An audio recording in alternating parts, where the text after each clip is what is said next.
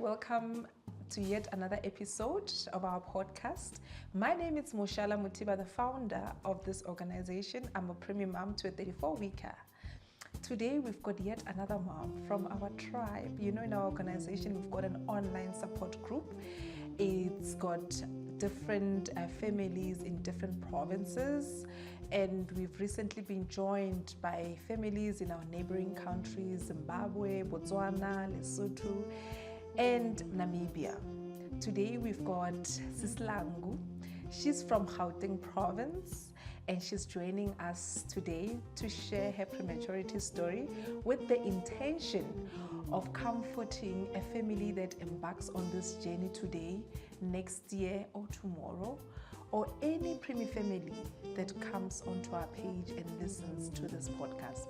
Please introduce yourself, Sis Langu. Hi, I'm Langu. I live in Gauteng. I'm a preemie mom to a now 2-year-old who was born at 33 weeks at Life Braintrust Hospital. It was my second child. My first child was born to term, so this was a new experience for me. Oh, wow. Yeah. And you were pregnant. Your family was excited for yet another edition. Yeah, I can imagine. Definitely. Did you even read about prematurity during your pregnancy? I don't think anyone does. I don't think anyone plans to give birth prematurely because obviously even if you haven't experienced it, you would know and understand that there could be some risks. So naturally we all plan to, carry full term and yeah. And unfortunately with you, something happened that you end up giving birth at 33 weeks. At 33 weeks. What happened to you? So, excuse me. I had been suffering with migraines for quite some time. At least once or twice a year, I'd be in hospital getting treated for migraines. And then during the pregnancy, obviously with hormones and emotions, things sparked, and I got another migraine attack. And this was at about maybe 28 weeks. And obviously, because you can't take anything, I had to come to my neuro and say, hi, I can imagine. It's me again, but this time we are two. Yes. And yeah, when he admitted me, he had to obviously speak to my gynae as well, which lucky for me, they're both in the same hospital. Oh, that's good. But I think for a while they weren't sure what to do with me. I don't think they've really come across anything like that where you have a neuro and a pregnancy at the same time. So sometimes I could see the looks on their faces. That must have been difficult for the doctors. It was because I couldn't take mainstream medication the way I normally would. Normally with my treatment for the migraines, the doctor would put me on something for about 4 days or whatever, and then give me something at home as well. But a lot of that medication is not safe during pregnancy. So it was a challenge. Phew. It was a challenge, but I must say the doctor did go back and try and find something that would help me to manage the migraine and bring down the pain. Yes. So I was only in hospital for about 4 or 5 days. Okay. And at home he booked me off for about 2 weeks. Oh, okay. Yeah. So and then eventually it subsided, it went away.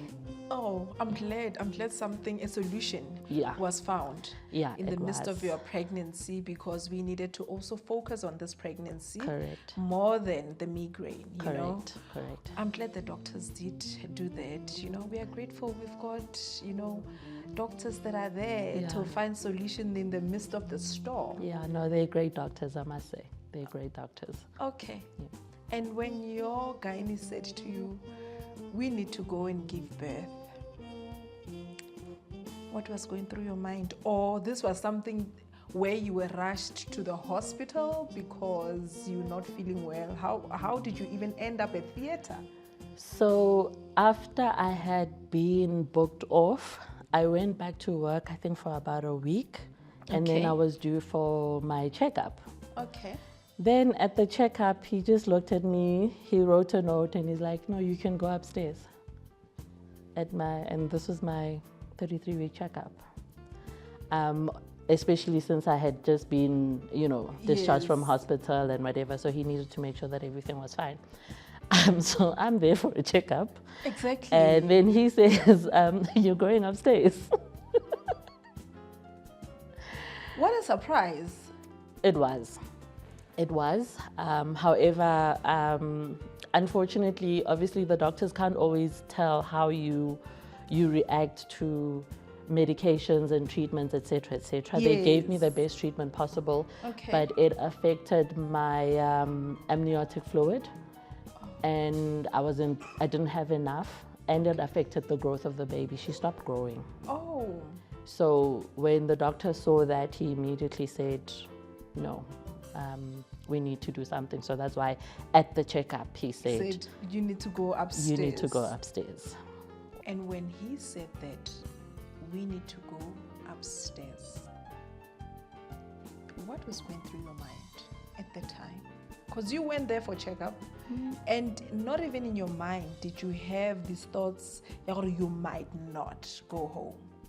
But here you are, and the doctor says to you, after here, we need to go upstairs. I didn't even think I might not go home because I didn't have any bags with me.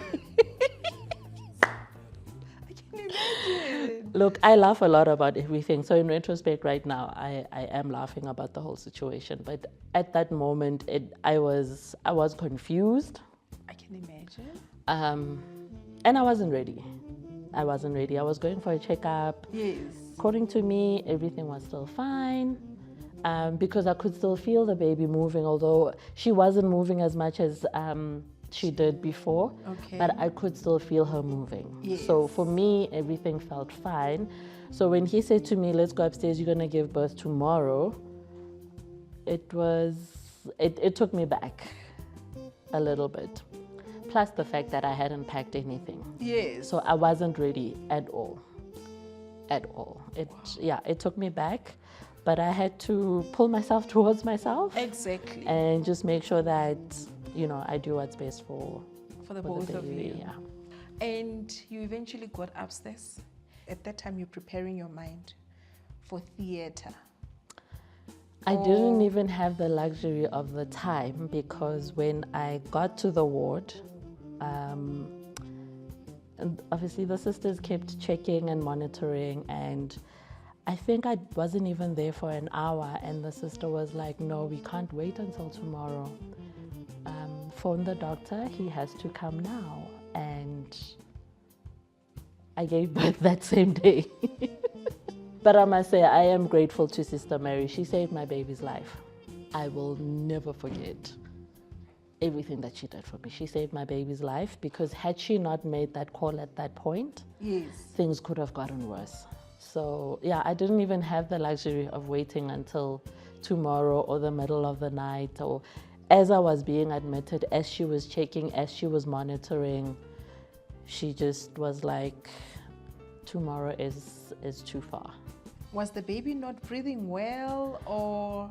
I'm not sure exactly what she was picking up, because at that point they were just prepping me. They were not even like, she was just, when they put the thing and it's listening and she's doing the nurse things. Yes.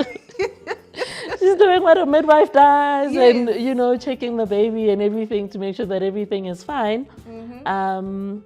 She then, something, I don't know what it was or what she saw or whatever, but she just felt like we couldn't wait until the next day. So she requested the doctor to come up and do the Caesar that day. Yeah, so it was a matter of maybe about 2 hours. I got to the hospital. 2 hours later, I'm going into theatre, and it happened very quickly, yes. And you woke up from theatre, you knew they were going to take the baby out. And how long did it take you to see your baby after delivery? I saw her the next day because it was a cesarean. It was very uncomfortable. I don't know if the discomfort also came with the feelings of everything and how it happened and rushing and not being able to see your baby at that moment. But it was the most uncomfortable night of my life, I must say. Oh, I'm sorry to hear that. The pain medication was not coming quick enough, and I kept pressing and pressing. And it just wasn't coming quick enough, so it was very uncomfortable. I was very anxious because I hadn't seen my baby. But luckily my mother was there. She was with me in the theatre. Oh, that's great. She's also a midwife. Oh, that's amazing. So she went to see the baby before going home, and she came and told me that no, she's fine. You know, they're taking care of her. Yes. And then so only the next day I was able to go and see her. And your firstborn is a full term. She was full term. Giving birth prematurely, and you know nothing about this journey, and you had to walk to the neonatal intensive care unit. I want to find out what went through your mind when you got into that unit, when you stood at your daughter's bedside. The first thing was, there are so many babies in this unit. It's amazing how you don't even know that there are so many people going through this, going through different experiences with their birthing journey. So first you get shocked at the number of beds that are in the unit. And then you get a little bit scared when you see your own little one with, you know, pipes and things all over, and it's you can't even pick them up at that point, because they're still fragile, they're still connected to this and that and so it was overwhelming. But you know, you must always be strong. Yeah, because you don't want to cry in front of the baby, because obviously they can pick up on the energy and everything. But it was overwhelming, and I felt scared for her as well, you know. Yeah. Because I mean, here's this new little baby coming into the world. You know, she was sitting comfortably in her own little world, and then the next thing is like she's poking and what and you know. So because she couldn't breathe on her own for the first 8 days. Okay. So she was on oxygen for 8 days. So yeah, it was like I felt a bit sorry for her, shape, I must say, because it was like your introduction to the world is, you totally know, pipes different. and everything. So yeah, but it is an overwhelming experience. Nobody's ever prepared for the NICU. What was your experience during her stay in the neonatal intensive care unit? Firstly, leaving your child in the hospital, and then you must go home. I did not sleep that first night. It's one of the hardest things I've ever had to do. Yes. Especially for a second-time mom. Yeah. For a second time, this is all new to you. It was new. It was like, what is going on? You know, because I mean, with my first child, she was there with me in the ward, and then 3 days later, you're going home. Thanks, bye. You're walking out with your baby, of joy. and here you are in this different world. Now they're saying no, you go home, but this little one has to stay here. So it's like, but how? So yeah, leaving her was very difficult. Even just like the thought of actually not even seeing her every day, it was difficult. And she was in the NICU for 38 days, I think. Okay. And you know what? You get tired emotionally, physically, mentally, but you keep pushing because the thought of not seeing her and not seeing for yourself. And I mean, we trust the doctors, we trust the nurses, But you still want to be there for her. You know, you still want to be there for her. You still want to see her, physically touch her. Correct. You know? Correct. And I know that with a lot of private hospitals, after some few days we get discharged. Yes. While the nice thing about the state hospital, there is KMC ward, other hospitals, there is Mother Lodge where they stay while the child is still there. Yes. They stay after every 2-3 hours, they go for the feed, you know, but we had to travel to the hospital, which was a total different experience altogether. Yes. And sometimes you feel that you are so exhausted. Yes. And the nurses and doctors would also advise, if you're not feeling well, Mami, it's okay. You don't have to show up every day. We'll give you a report. You can call in and ask the nurse in charge to give you a report of your child. Yeah. And that's what you did. No, I went every day. I went every day. But what I told myself is, obviously you want to spend as much time as possible. But I got to a point where I just, as long as I'm there, even if it's for an hour or two, something. It's, you know, it's better than not being there at all. So for me, it wasn't, look, even sitting at the hospital from morning to evening is exhausting. As much as you're happy to be seeing your child and seeing the progress, it is exhausting. So 2-3 hours is also good. Yeah. As long as it needs to give you some sort of peace, and you know, so that you can be at ease as well. And then the more at ease you are, the better for everybody. Yeah. So I went every day, but I stopped doing the whole day from morning to, because it did get exhausting. I needed to rest. I needed, you know, so, but I would do 3-4 hours, 2 hours, whenever I could. But I made sure that I was there every day. Yeah, that's great. And did the nurses hint that there is a possibility that she could graduate tomorrow or next week? Or you just took it each day at a time? Or it was just a surprise when they gave you a call and you were still on the way when they said, baby is ready, the doctor says baby is ready? It was a bit of a combination, because somewhere along the line in this day, she and 2 other babies actually contracted an infection. Oh. And they had to be isolated. For a few days.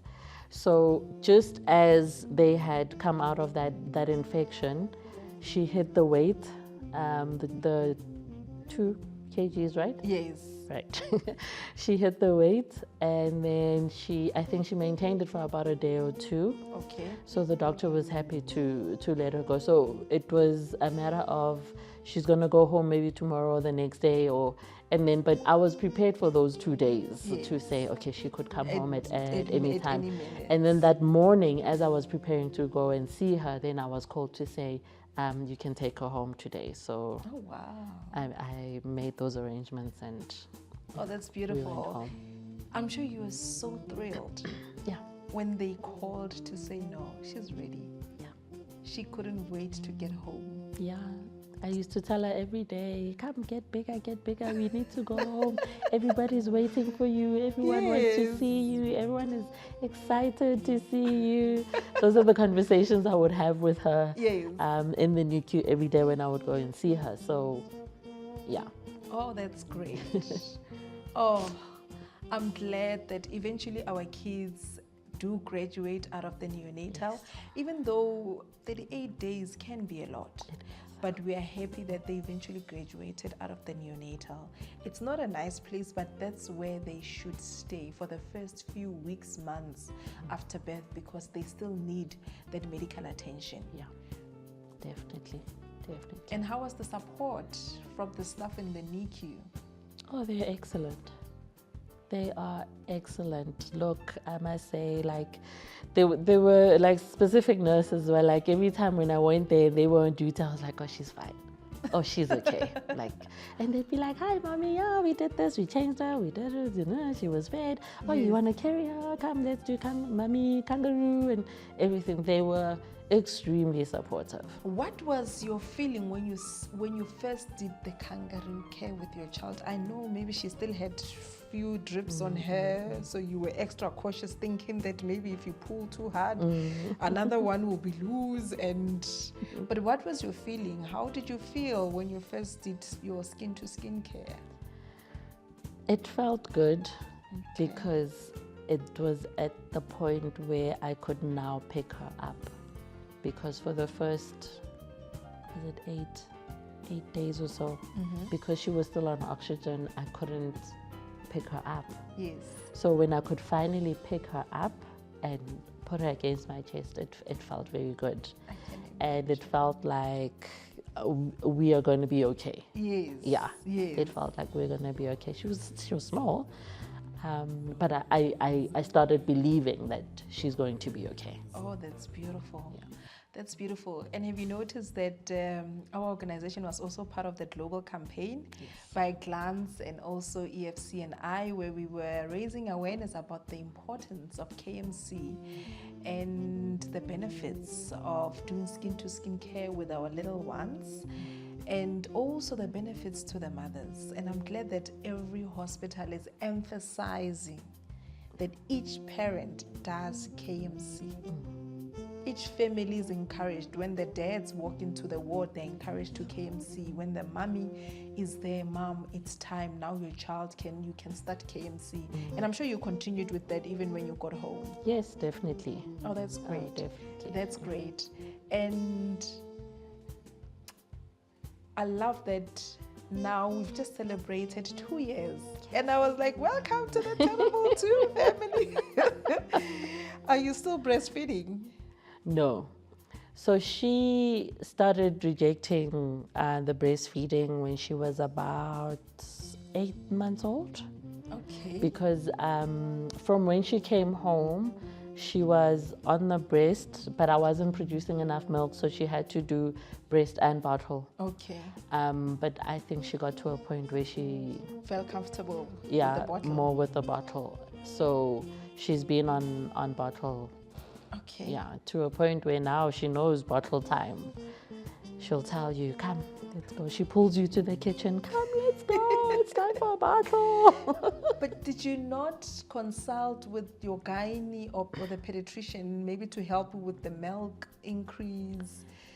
Because obviously stress added there, going back to work as well was a contributing factor. Yeah, so no, it wasn't the ped, it was the gynae. Yes. He did give me tablets to help boost the milk production. Okay. So for those first 30-something days, I was pumping every day. So she was having breast milk at the hospital, even though she was having it through the tubes and sometimes through the bottle, but it was the breast milk. Okay. But I think after some time, my milk production just got affected. Yeah, it slowed down. I don't know if it was possibly the time when she was in isolation with the infection, because at that point I wasn't allowed to pump inside the ward. Oh. So the amount of time I had to pump did get reduced as well. Yeah. So I'm not sure if that also affected the milk production, but yeah. It's important to breastfeed. Yes. And in the hospitals, the doctors, the nurses always encourage us to breastfeed our kids because the milk has all the nutrients our baby needs. And as much as we would love to breastfeed for longer, we are also guided by them. This is the one journey where somebody's leading it, and this is them. It's their journey. It's somebody who's guiding us, and ours is to constantly support them. Yes.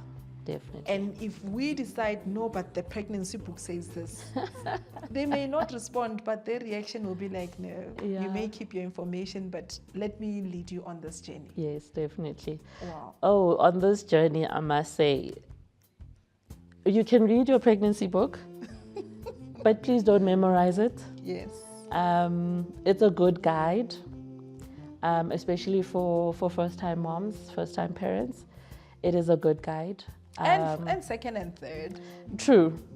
But on this journey, the guide goes aside and you watch the baby grow. You watch them reach their own milestones at whatever time that they reach it. I think that's one of my biggest lessons in this journey, that nothing is according to book or to anybody else's timetable, but her own. Her own. Yeah. And she is such a unique and special baby. Oh, and most importantly, we were taught to stay put and be patient. I know all the time we want to lead, but there's one thing about this journey that it taught us to be patient. Yes. Allow them to guide us through, because we knew nothing about prematurity. Did I not be patient waiting for teeth? Was I not looking for teeth every day? Yes, because the pregnancy book says. Because the book says that the teeth must come at this time. No, her teeth were like, no, just wait. Wait. Hold on. But now she's got a mouthful of teeth, so you wouldn't even say, because when they did come, they all came at the same time. So it was like I'm saying, you learn, like you said, patience. You learn that things happen in their own time. Yes, not our time. Yeah. But their time. Yeah, definitely. But it has been quite an experience, I must say. Yes. Yeah. And when you got home, how was the family support? I'm sure with you, your mom, like you said, she's a midwife. Yeah, she's a midwife, and she's an old generation mom. So, you know, bomitoho and everything, all of that was sorted. Yeah, she's very supportive. So she takes care of you, you know, make sure you've eaten and everything, and helps you with the baby. Like, I think there's something wrong in this. We do Google. And then we hear what Granny is saying, and then, you know, we'll come to somehow we'll find a solution in there. You sharing your story with us so that we get to share it with the world. Know that tomorrow or next week or in 3 years' time, there'll be new families that are embarking on this journey. What message do you have for, as a mom that is already on this journey? Remember, we are on this journey permanently. Yes. We don't stop because they've graduated out of the NICU. Bye-bye prematurity. No. We are on this journey forever. Yeah. So what message do you have for any preemie family that walked this journey alone, or the ones that are to come in the near future? I think I would tell them to be patient. And I would also tell them to not be afraid to get help. I must say, in the community, I'm not a big talker. I only talk when I need to or feel I need to say something. Yes. But being part of the community helps, because there are other things that you may feel are trivial, other things that you may feel maybe even ashamed or whatever to ask in the community, but other mommies are asking. Yes. And because it's such a free environment where you get to learn a lot. So be part of a community that can assist you as well.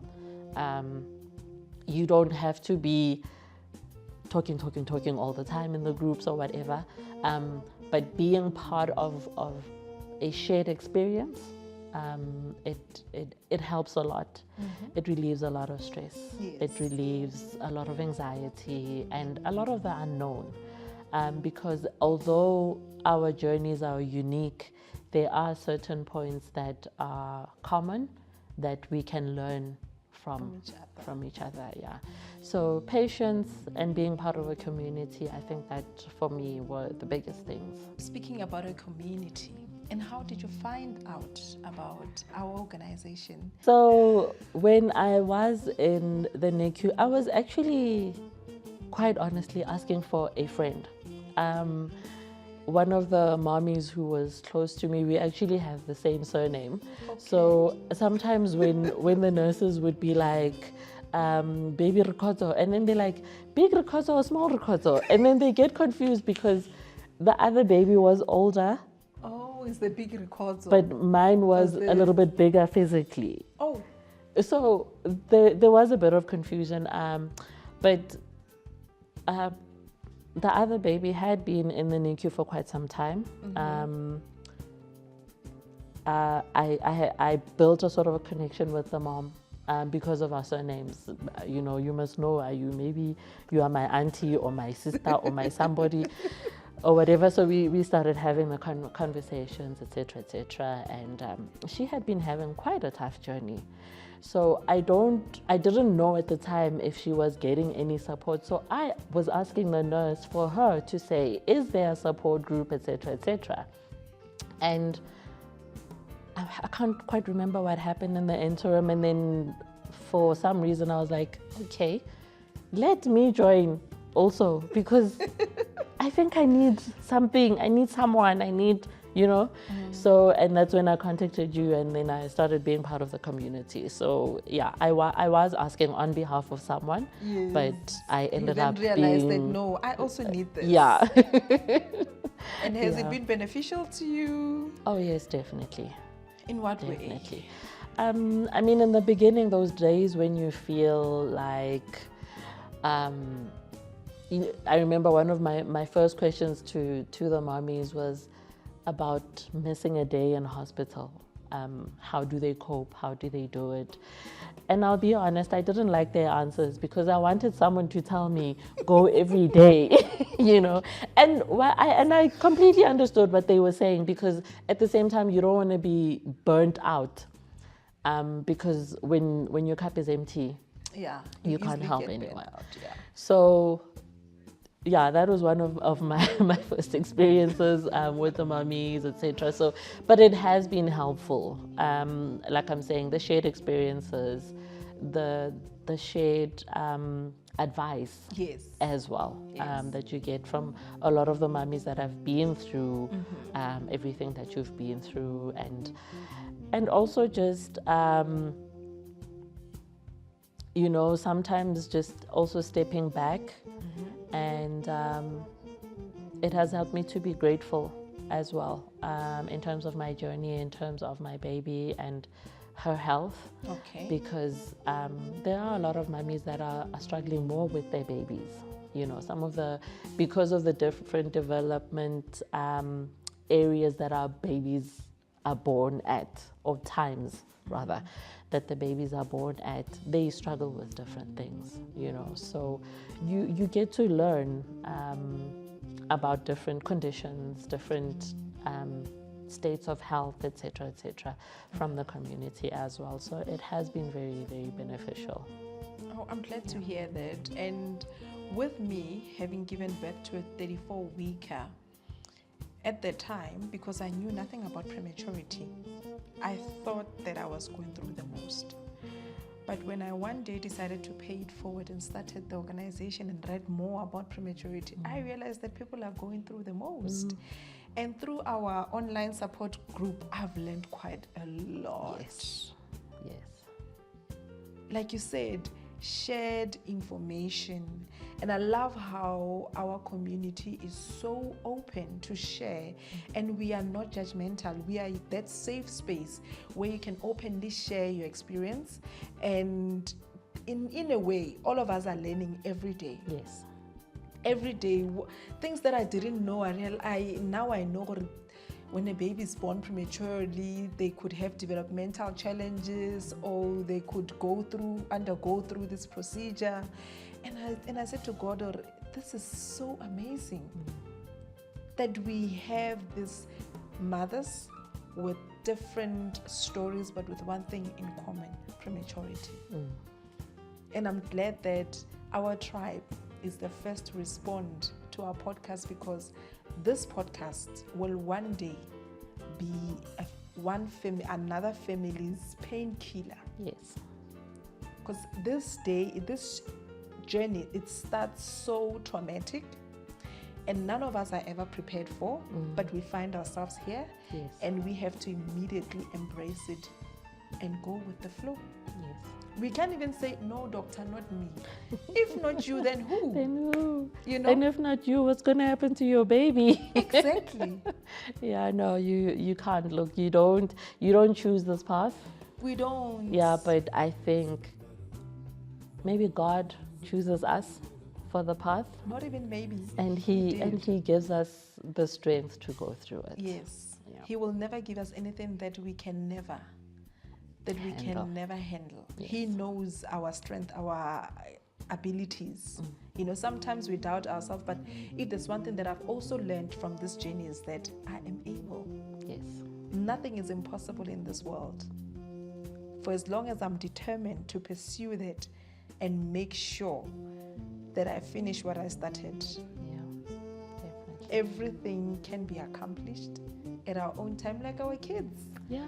They kick their milestone at their own time, and when that time comes, you wouldn't say, oh, this one is the one who struggled with 1, 2, 3. Yeah. They thrive. They just run with it. We have those conversations every day in the house, like, oh, look at her. You wouldn't say this one, it was this, it was that. She was this small, and she was this, and she was that, and she was that. It's like, now she's even cheeky, and she talks back.